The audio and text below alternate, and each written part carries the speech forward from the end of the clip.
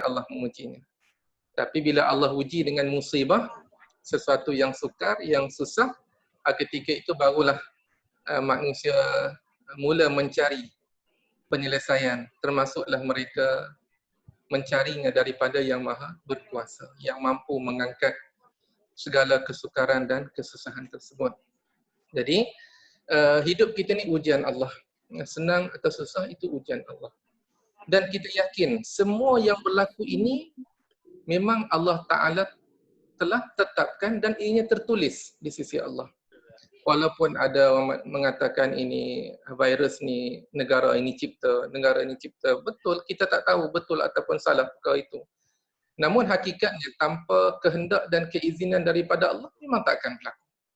Maka ketetapan inilah yang Allah Ta'ala tegaskan dalam surah At-Taubah ayat 51, iaitu firman Allah Subhanahu wa taala, a'udzubillahi minasyaitonir rajim, qul lan yusibana illa ma kataballahu lana huwa maulana wa 'alallahi falyatawakkalul mu'minun. Shadaqallah. Katakanlah wahai Muhammad, tidak sekali-kali akan menimpa kita apa-apa musibah sekalipun kecuali apa yang telah Allah tetapkan untuk kita.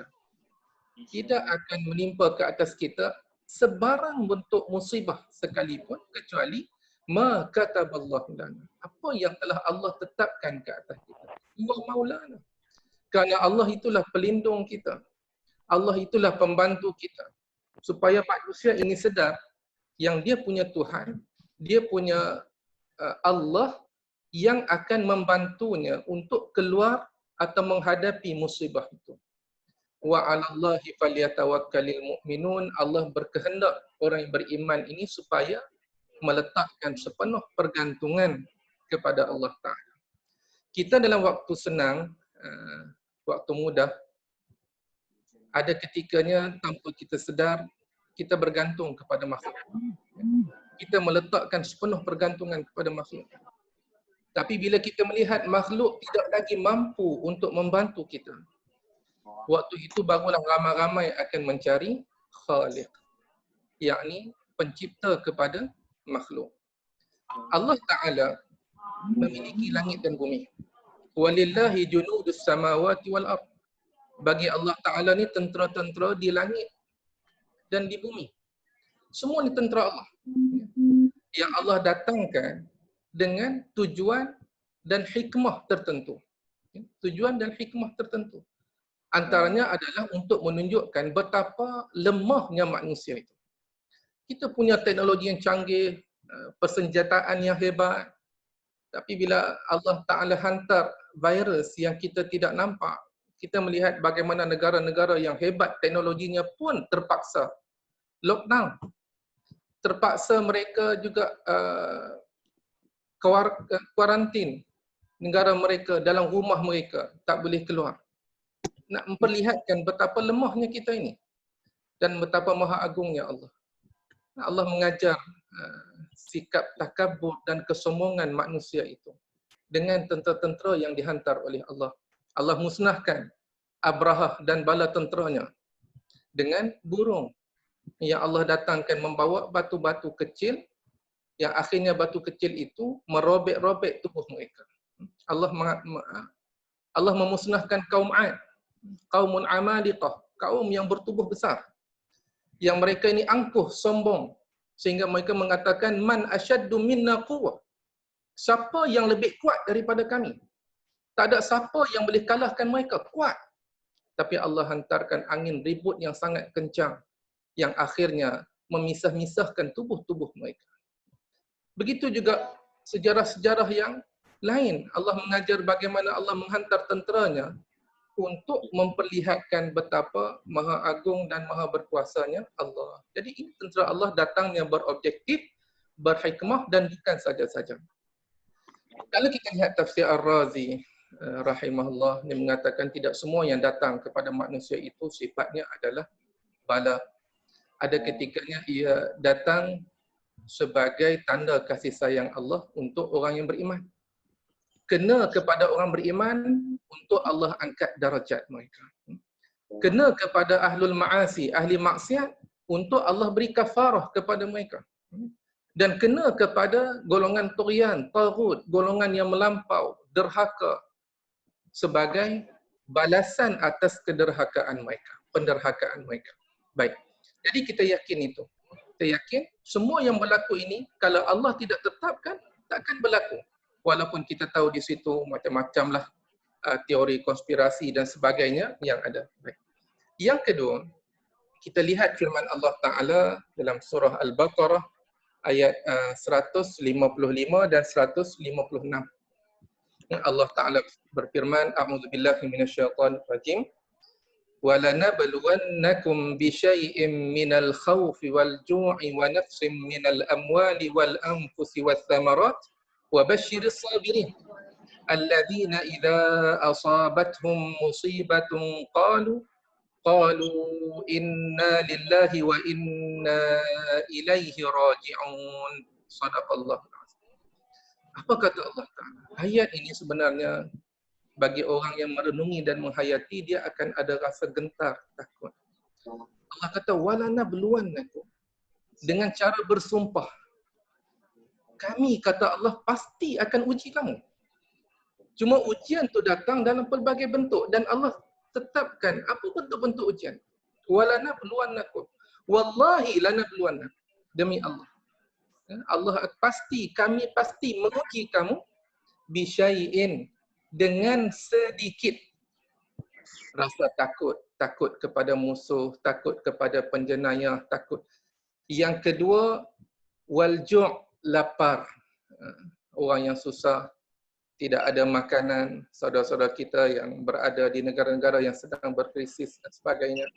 Wa naqsim minal amwal, kekurangan harta benda. Hari ini sahabat-sahabat kita pun ada hadapi perkara yang sama. Wal anfus, jiwa raga, kematian, sakit, penyakit, wasamarat, buah-buahan, tumbuh-tumbuhan tak menjadi, rosak sebagainya. Wa basyiris sabirin, berilah khabar gembira kepada orang yang sabar. Dan Allah berkehendak daripada ujian tadi adalah kesabaran kita dalam menempuh ujian tersebut. Tengok Allah sebut, walana buluannakum, kami pasti akan uji kamu bisyai'in, dengan sedikit. Kenapa Allah sebut sedikit? Kenapa Allah sebut sedikit? Sebesar mana pun musibah yang sebesar mana pun musibah yang kita hadapi di dunia ini, ia masih lagi sedikit kalau nak dibandingkan kesukaran dan kesusahan sebenar yang bakal kita hadapi di akhirat kelak. Ini mengajar kita untuk bersabar. Walaupun kita lihat penyakit dah jadi pandemik, dah jadi ramai orang kena, ramai yang dah mati, Allah sebut bisyai'in, dengan sedikit rasa takut, lapar dan sebagainya. Kenapa Allah sebut sedikit? Sebab musibah ini walaupun besar pada pandangan mata kita, musibah di dunia ini tak setanding dengan musibah kesukaran yang akan dihadapi oleh manusia kelak pada hari akhirat. Maka yang sedikit inilah kita kena sambut, wa basyiris sabirin, berilah khabar gembira kepada mereka yang sabar. Siapa mereka ini?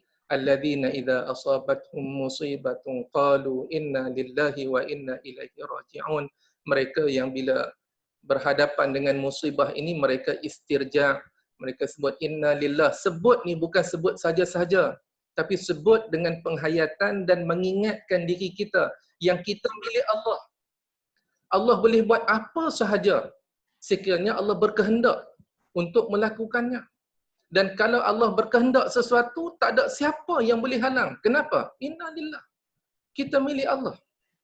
Apa yang Allah tetapkan pasti berlaku. Wa inna ilaihi raji'un, dan kita ni nanti pada hari akhirat akan kembali kepada Allah. Dan saya suka mengambil ada beberapa tafsiran mufassir yang mengatakan wa inna ilaihi raji'un, dan kita ni kemudian nanti akan kembali kepada Allah, bukan akhirat sahaja. Orang yang menyebut begitu sebenarnya dia mengingatkan diri dia supaya masa hidup ni kembali kepada Allah. Masa hidup ni kembali kepada Allah. Kembali dalam arti kata memperbaiki kekurangan, kesilapan, kesalahan, kembali kepada Allah. Dalam keadaan bila Allah uji dengan musibah ini. Itu sikap kita berhadapan dengan tempoh musibah ini. Baik. Apa hikmahnya? Hikmah PKP, COVID-19 semua ni lah banyak, terlalu banyak, dan saya yakin tuan-tuan puan-puan, para pensyarah yang saya hormati, kita boleh dapat dari banyak sumber lah. Cuma saya nak simpulkan beberapa perkara. Yang hikmah yang pertama adalah hablum minallah. Bagaimana kita mengambil ruang ini untuk kita memperbaiki hubungan kita dengan Allah. Kita nak musibah bagaimana lagi untuk kita kembali kepada Allah. Tidakkah apa yang kita lihat hari-hari ini mengingatkan kita supaya kita segera untuk memperbaiki kekurangan dan kesilapan kita? Takkan kita nak tunggu musibah yang lagi besar yang datang timpa keluarga kita. Baru waktu tu kita, ya Allah, aku menyesal. Ya Allah, aku bertaubat. Apa yang kita lihat ini memperbaiki hubungan kita dengan Allah. PKP ni sendiri adalah masa sebenarnya bukan kuarantin tapi Quran time. Kita beri masa untuk Al-Quran. Jadualkan. Sebelum ni kita bagi alasan sibuk, letih, kerja. Sekarang ni ada tak jadual dalam sehari untuk kita baca Quran?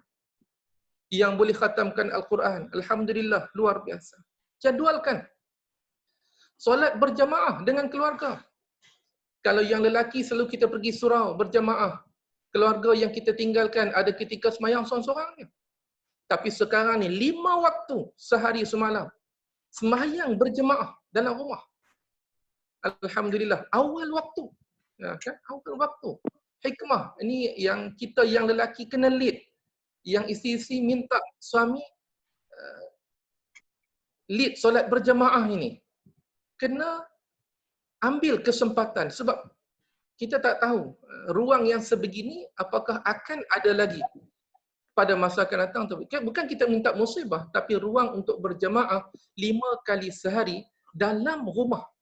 Bukan kita tak pergi masjid surau. Kita mentaati perintah ulil amri supaya tidak keluar. Baik. Kedatangan diambil. Yang kedua, hablum minan nas. Sikitlah hablum minan nas. Hablum minan nas. Kita memperbaiki hubungan dengan manusia. Tak pernah kita tatap isteri dan anak-anak sebegitu sekali banyaknya masa seperti sekarang ni. Rumah kita pun bukanlah besar mana, tapi pusing-pusing memang akan jumpa punya. Jadi itu ruang yang Allah berikan untuk kita memperbaiki hubungan, menambah baik hubungan. Bukan takat dengan keluarga, malah mungkin juga dengan jiran dan sebagainya. Kita mengambil tahu kesusahan yang dihadapi oleh mereka. Bersedekah. Hari ini banyak alhamdulillah pihak yang membantu. Ada sahabat kita yang tidak bekerja, yang jual di gerai sebagainya, yang sangat tergugat kehidupan mereka. Ini ruang kita memperbaiki hubungan dengan manusia, hubungan dengan isteri, hubungan dengan anak-anak. Ya, bila dah hari-hari berjumpa, sebelum ni anak-anak mungkin banyak dengan kawan dia di luar, sekarang ni dia banyak dengan kita. Maka ini ruang untuk kita membina. Kita ingat almar'u ala dini khalilihi falyanzur man yukhalil. Seseorang itu dia akan hidup seperti mana kekasihnya atau orang yang paling dekat di hatinya. Dia akan meniru cara hidup orang yang paling dekat dengan hatinya, khalil, kekasih. Kalaulah yang dekat di hatinya itu kawan dia lah yang akan jadi contoh untuk dia. Tapi dalam tempoh ini kita menjadikan supaya kita inilah yang paling dekat dengan dia, supaya dia dapat mencontohi kita. Baik. Hablum minan nas. Yang ketiga, hikmah di sebalik PKP ini adalah surah ilmu ketika berhadapan dengan musibah. Alhamdulillah, banyak benda kita belajar. Doa bila berhadapan dengan musibah, cara mengurus jenazah ketika musibah, kuarantin. Yang sebelum ni orang tak tahu pun adanya kuarantin dalam Islam yang Nabi ajar. Bila tiba waktu musibah, semua pakat keluar hadis-hadis itu. Untuk memperlihatkan yang Islam telah memberi garis panduan lebih awal bagaimana berhadapan dengan zaman musibah. Sesuatu yang tidak mungkin kita dapat pada waktu-waktu yang lain. Baik. Begitu juga itu di sudut ilmu lah. Dan yang keempat, menghargai masa dan usia. Waktu aman ni adalah nikmat. waktu, tidak ada penyakit yang merebak, nikmat untuk kita ziarah, menziarahi, berjumpa dengan kawan, balik jumpa mak ayah. Bila tiba waktu musibah, tak boleh keluar rumah, masing-masing post dalam Facebook, rindu kepada mak ayah dan sebagainya. Tapi dalam waktu yang biasa, tidak juga serius balik ziarah keluarga dan sebagainya. Jadi ini semua sesuatu yang boleh kita muhasabahkan. Hargailah nikmat masa dan usia yang Allah berikan ini yang kita tak tahu sampai bila lah. Kita berdoa segera Allah Ta'ala mengangkat musibah. Dan yang kelima adalah bersegera beribadah. Kita tak tahu hari yang akan datang apa yang akan berlaku. Macam-macam orang bicarakan soal tentang akhir zaman. Sikit sebanyak menggusarkan hati kita. Dan kita tak tahu lepas ni jadi apa. Semua orang kata, oh lepas ni habislah, virus ni tak ada apa dah, hidup seperti biasa. Siapa yang boleh jamin demikian? Kita tak tahu. Jadi dalam ruang yang masih ada ni, badiru bil a'mal. Segeralah beramal. Badiru bil a'mali fitanan ka qita'il lailil muzlim. Segera beramal sebelum datang fitnah-fitnah, ujian-ujian besar seperti malam yang gelap gelita, kepingan malam yang gelap gelita langsung tak nampak sampai orang beriman boleh jadi kafir dalam masa yang begitu singkat. Segera beramal, ambil peluang ini untuk kita beramal. Dan yang terakhir, ruang yang Allah berikan ini sebenarnya juga untuk kita meningkatkan kualiti hidup di dunia ini. Kita lihat ramai orang mengkaji vaksin untuk penyakit COVID-19 virus ini, dan penggunaan Zoom ini pun salah satu hikmah PKP juga. Semalam Datin ajak saya cara guna kan. Sebelum ni kata Zoom tu tak ada pun di fikiran saya ni. Begitu juga kemahiran-kemahiran lain yang boleh kita pertingkatkan dalam tempoh PKP ini. Ambil ruang untuk kita tingkatkan kemahiran dalam menghasilkan presentation yang baik, PowerPoint, Excel dan sebagainya. Banyak peluang-peluang sebenarnya untuk kita isi dalam tempoh yang sangat terhad ini. Banyaklah tuan-tuan hikmah yang boleh kita gali, yang kita usahakan. Yang paling penting, akhir sekali saya nak sebut, kayu ukur kita berjaya menghadapi musibah ataupun tidak adalah siapa kita selepas musibah. Siapa kita selepas musibah.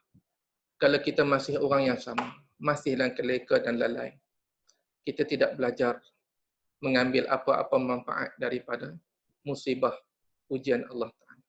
Ataupun kita macam biasa, sama juga sebenarnya. Kita tidak menghargai nikmat-nikmat yang Allah berikan. Jadi tidak boleh tidak, kita kena jadi golongan yang ketiga. Siapa kita selepas musibah? Ialah mukmin yang lebih baik. Mukmin yang menghargai masa dan usia.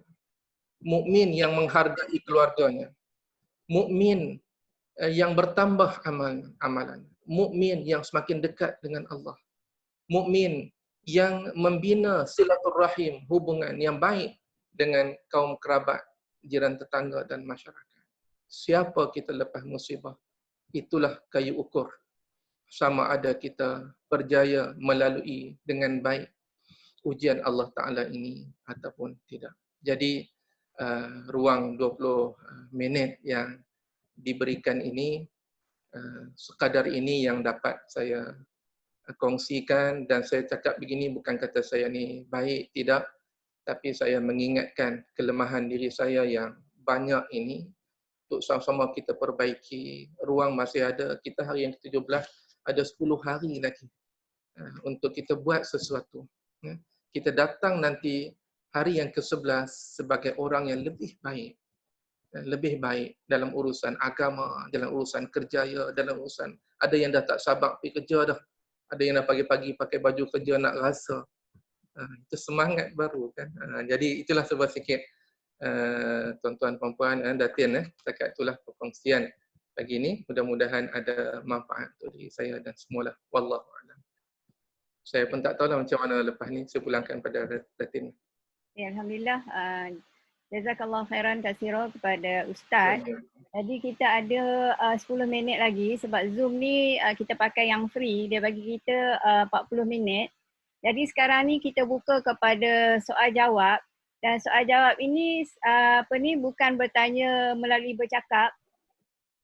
Kalau ada siapa-siapa ada soalan, sebab kita ada 10 minit je lagi.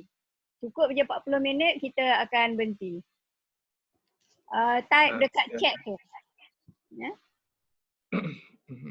Kalau ada soalan, boleh type dekat chat tu.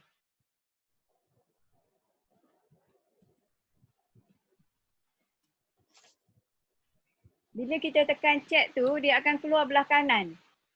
Belah kanan kita tu. Nampak tak ada saya type tu? Sementara kita tunggu ni, Ustaz bolehlah kot nak tambah apa-apa sikit lagi sebab sekarang ni yang boleh cakap kita dua je.